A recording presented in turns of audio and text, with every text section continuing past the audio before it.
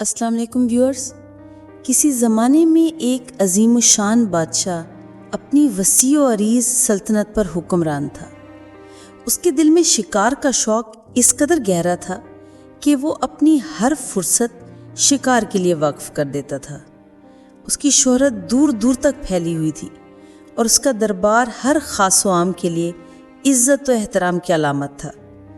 ایک دن اس کے ایک دیرینہ اور قریبی دوست نے اسے ایک نہایت ہی نایاب اور قیمتی تحفہ بھیجا. یہ کوئی معمولی تحفہ نہ تھا بلکہ دو نہایت خوبصورت اور نایاب نسل کے باز تھے جن کی مثال اس سلطنت میں شاید ہی کبھی دیکھی گئی ہو. جب یہ باز بادشاہ کے دربار میں لائے گئے تو ان کی خوبصورتی اور شاہی انداز نے سب کو حیران کر دیا. ان کے پر چمکتے ہوئے سیاہ اور سنہری رنگوں سے مزین تھے اور ان کی آنکھوں میں ایک عجیب سی گہرائی تھی، گویا وہ کوئی راز لیے بیٹھے ہوں. بادشاہ نے اپنی پوری زندگی میں ایسی خوبصورت مخلوقات کبھی نہ دیکھی تھی. اس کی خوشی کی انتہا نہ رہی اور اس نے فوراً اپنے محل کے سب سے ماہر پرندوں کے تربیت کار کو طلب کیا. بادشاہ نے تربیت کار سے کہا، یہ باز کوئی عام پرندے نہیں ہیں، یہ میری سلطنت کے فخر کی علامت ہیں. میں انہیں تمہارے حوالے کرتا ہوں. ان کی ایسی تربیت کرو کہ وہ شکار کے فن میں یافتہ ہو جائیں. جو کچھ تم نے اپنی زندگی میں سیکھا ہے وہ سب ان پر لگاؤ، کوئی کسر نہ چھوڑنا. تربیت کار نے بادشاہ کو حکم سر آنکھوں پر رکھا. اس نے دونوں بازوں کو اپنی تحویل میں لیا اور ان کی تربیت کا سلسلہ شروع کر دیا. وہ دن رات ان بازوں کے ساتھ محنت کرتا، انہیں شکار کے ہنر سکھاتا اور ان کی صلاحیتوں کو نکھارتا.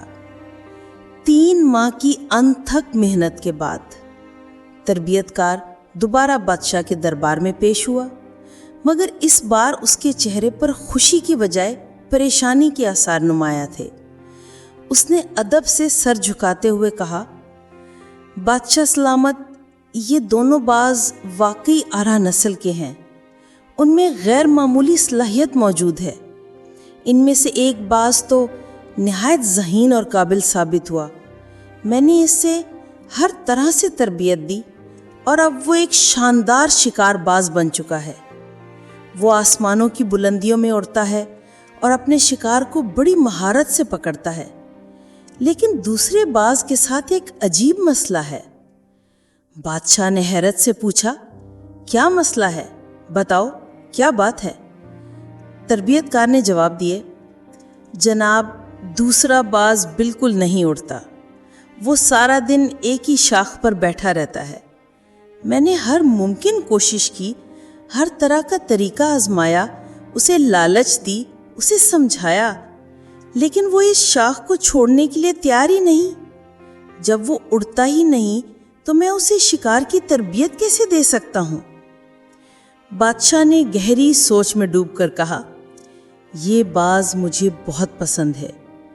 اس کی تربیت ہر قیمت پر مکمل کرنی ہے. پوری سلطنت میں اعلان کرو کہ کوئی ایسا شخص تلاش کیا جائے جو پرندوں سے محبت کرتا ہو، جو ان کی زبان سمجھتا ہو، جو ان کے دل کے قریب ہو. شاید وہ اس راز کو سمجھ سکے کہ آخر یہ باز کیوں نہیں اڑتا، حالانکہ وہ اسی اعلیٰ نسل کا ہے جیسا اس کا ساتھی.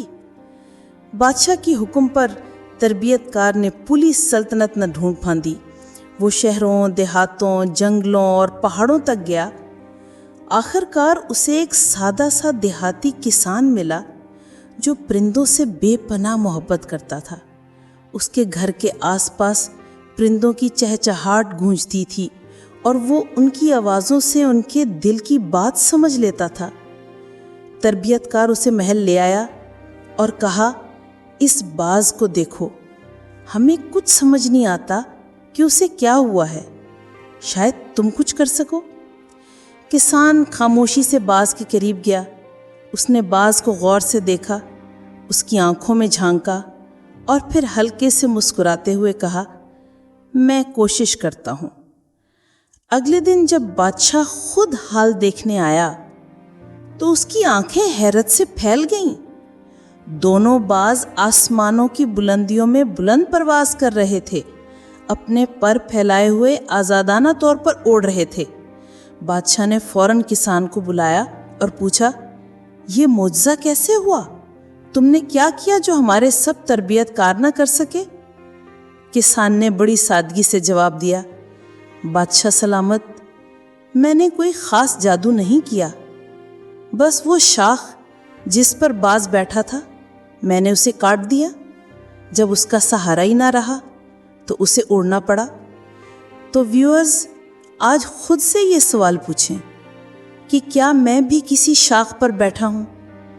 क्या मैं अपने खौफ, अपनी आदत या अपने कंफर्ट जोन की वजह से अपनी सलाहियतों को दबा रहा हूँ?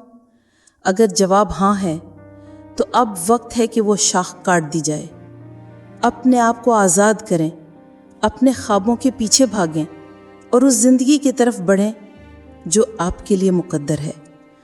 हर मुश्किल, हर चैलेंज और हर नाकामी आपको मजबूत बनाती है। जब आप अपने पर खोलेंगे तो दुनिया आपकी परवाज़ का नज़ारा करेगी।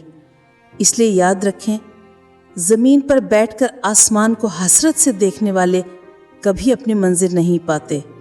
उठें, हिम्मत करें और वो परवाज़ भरें जो आपके मुक़द्दर में लिखी है, क्योंकि जो उड़ते हैं वही आसमान छूते हैं और जो आसमान छूते हैं वही तारीख़ रकम करते हैं। अपनी कहानी खुद लिखें, क्योंकि ये आपकी ज़िंदगी है और इसका हर लम्हा आपके हाथ में है। तो व्यूअर्स, अगर आपको मेरी आज की कहानी अच्छी लगी है और आपने इस कहानी से सबक हासिल किया है तो मेरी वीडियो को लाइक और मेरे चैनल को सब्सक्राइब लाजमी कीजिएगा। मिलते हैं अगली वीडियो में। फ़ी अमानिल्लाह।